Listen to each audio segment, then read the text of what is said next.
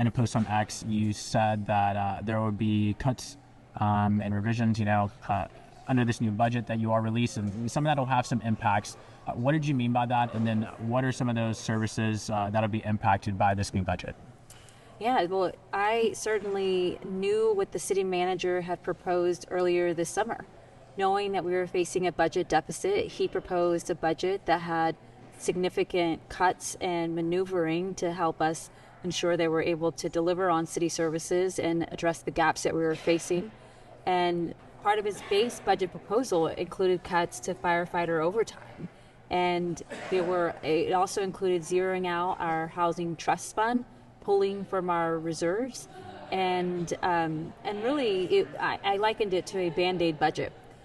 And so that was the reason why we as a council decided, rather than to follow through with those cuts, let's put it before the voters. Let Austinites all throughout the city have a say in whether or not they not only wanted to address the gaps that we have in our fund, but also scale and enhance services. So part of Proposition Q included necessary investments that would improve our standard of delivery throughout the city. And voters made their voice loud and clear Tuesday night last week, and now we will reconvene. The manager already released his amended budget proposal, which included cuts to firefighter overtime. It also included cuts to EMS and a couple other of items. We're talking about 10% cuts to social services. And so, yeah. Shortly after you put out your statement after election night, there were some replies. Some people disagreeing with things, and some people said that, these cuts to some of these emergency services are not what voters are asking for. What is your response to those people who say that, that this is not what they were voting, this is not what they wanted? My statement that night spoke to my commitment to essential services remains the same. And for me, I know that the number one responsibility of any elected official is to keep their community safe. And so what I want to see as part of this budget process is that we ensure that we have a safe community and that we're able to keep Austinites in their home. And that means that we're going to have to look at what other areas of the city budget can we cut, what other adjustments can we make to ensure that public safety in particular remains intact.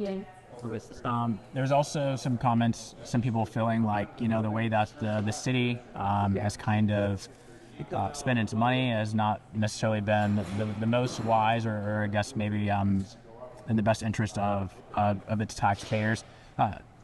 Is it, namely, they called out, certain trips out of the country, certain lunches that were being spent.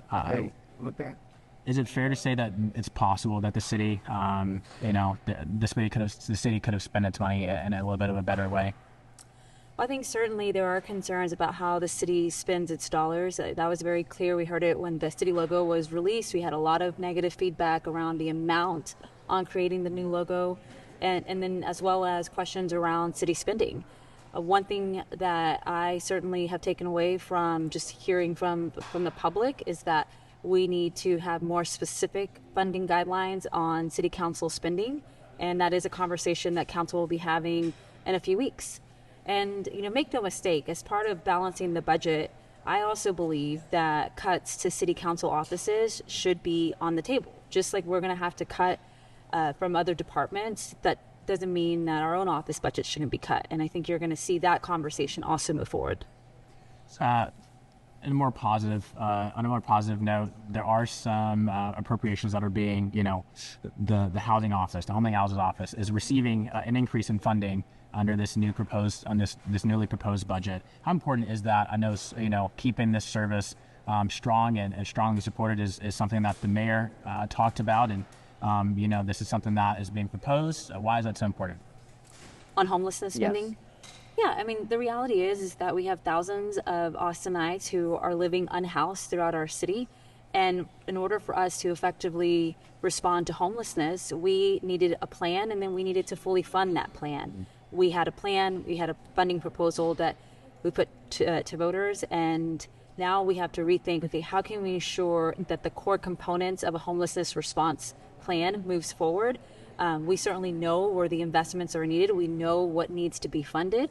So I'm really pleased that in the manager's revised budget proposal, he does have some additional funding for us to continue to address homelessness.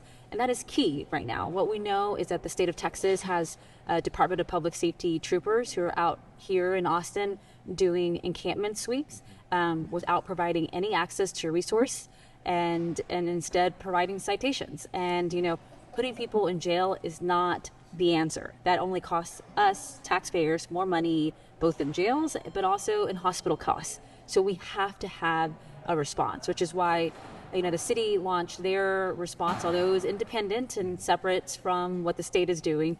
But the city's response is more rooted in care, and there is that coordination and access to services. And the data has already come out from that outreach.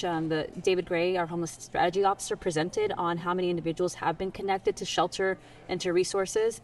And we're seeing about 1 in 4 individuals who are living unhoused are accepting services. So that effort is making a difference.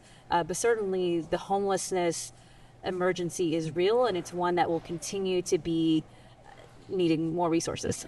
And lastly for me, how does the city move forward? How does, the city council, how do you all take the next step after hearing the feedback, after this revised budget's been released? How do you all move forward? Well, Austinites have spoken very clearly that affordability is top of mind. I view the rejection of Prop Q not a rejection of us funding those services. I think all of the services that were included in Prop Q, from housing to EMS to public safety, parks, addressing homelessness, food for our seniors, those are all things that people support and want to see services for. It's more of, we already have a lot that we are dealing with on a day-to-day. We know that grocery prices continue to go up. And so we want to make sure that we invest in these services in a way that continues to provide that support, but not at the expense of working families. And so that was, addressing affordability is top of mind, and then also rebuilding trust with the city of Austin. I think that for any elected official at the local level, we will have to, look at what that looks like. I think communication is going to be key. So I certainly will be doing a lot of engagement, both within my community and across the city, on how can we rebuild trust with the city of Austin. Thank you for watching. Please hit the subscribe button and get the latest news by downloading the CBS Austin News app.